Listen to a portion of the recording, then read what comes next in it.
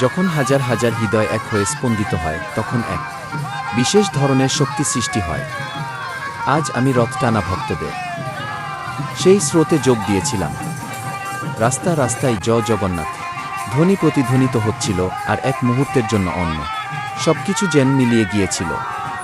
এটা শুধু একটা উৎসব নয়, এটা বিশ্বাসের এক যাত্রা। আমি এখনো আমার বুকে মন্ত্রোচ্চারণের কম্পন অনুভব করতে পারছি।